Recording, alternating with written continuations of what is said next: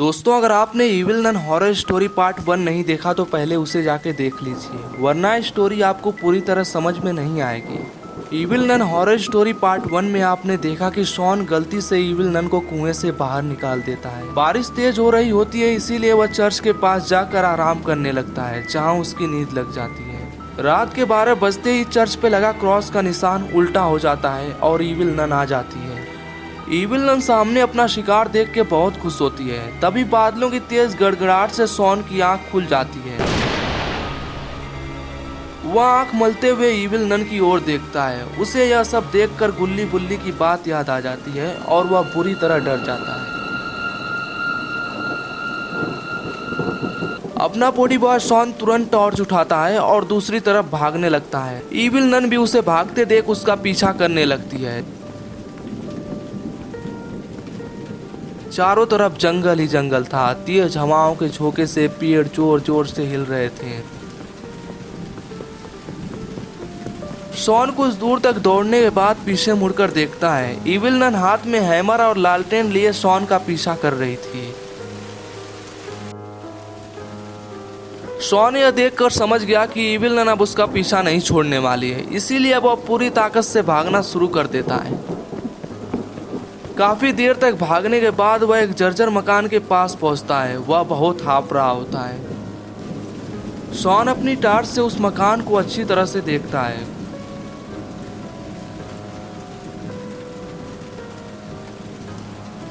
कुछ देर तक सोचने के बाद वह बोलता है, मुझे गुल्ली बुल्ली की बात मान लेनी चाहिए थी। रात बहुत हो गई है, कॉल करने के लिए मोबाइल में नेटवर्क भी नहीं है। लगता है मुझे यहीं छिपकर वक्त गुजारना पड़ेगा। वह मकान में दाखिल हो जाता है। आसपास देखने पे उसे लगता है कि यह कोई स्कूल था। वह बोलता है, लगता है कि यह कोई स्कूल था जो काफी समय से बंद पड़ा है। मुझे यहीं पर रुककर सुबह होने का इंतजार करना चाहिए।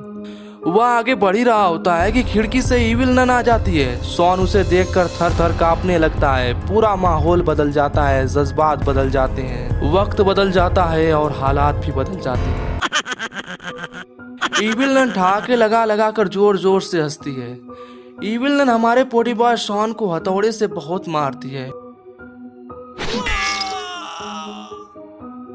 यह मेरा इलाका है। जो यहाँ एक बार आ जाता है वह जिंदा लौट के कभी नहीं जाता। मैंने इस स्कूल को पूरी तरह लॉक कर दिया है। अब तुम यहाँ से कहीं नहीं जा सकते। इतना कहकर वह खिड़की से बाहर चली जाती है।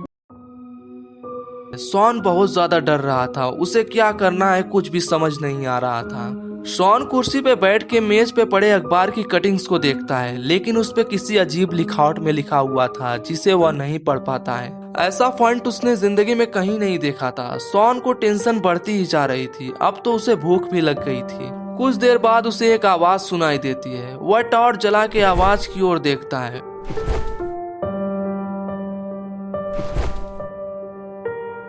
उफ, यह तो एक चिंपैंजी है। वह बंदर शॉन की ओर ही आ रहा था। उसे अपनी ओर आते देखकर वह और भी ज्यादा डर जाता है। चिंपैंजी शॉन के पास आते ही कहता है, कब से देख रहे हैं, लाइट नहीं बुझा रहे हो। अभी 1 घंटा आप देंगे तो सुधर जाओगे।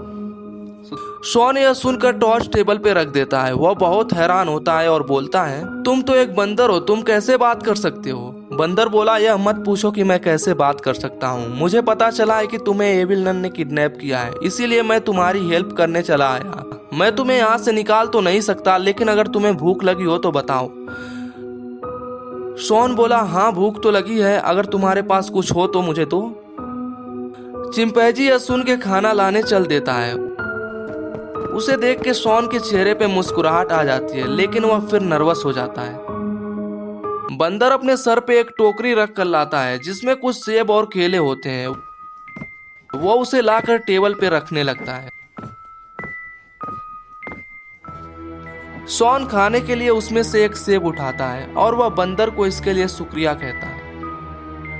चिंपैंजी अब शॉन को कुछ राज की बात बताने लगा। वह बोला, मेरा नाम चिंपी है, मुझसे इविल नन अपने सारे काम करवाती है। मुझे भी इविल नन ने कैद कर रखा है। वह मुझसे अपना सारा काम करवाती है, इसीलिए उसने मुझे नहीं मारा, लेकिन वह जिससे भी कैद करती है उसे 24 घंटे के अंदर खत्म कर देती है। यह सब सुन के शॉन का और भी बुरा हाल हो जाता है। अब वो कैसे बचेगा। दोस्तों आगे की कहानी जानेंगे अगले पार्ट में। अगर आपको एविल नन पार्ट 3 चाहिए तो नीचे कमेंट करें ज्यादा से ज्यादा, और इस वीडियो को ज्यादा से ज्यादा लाइक करें। जितने ज्यादा कमेंट और लाइक रहेंगे उतनी जल्दी हम आपके पास हाजिर होंगे। ऐसी और हॉरर वीडियोस देखने के लिए चैनल को सब्सक्राइब करके बगल में घंटी का निशान दबाकर ऑल पर क्लिक जरूर करें। Thanks for watching.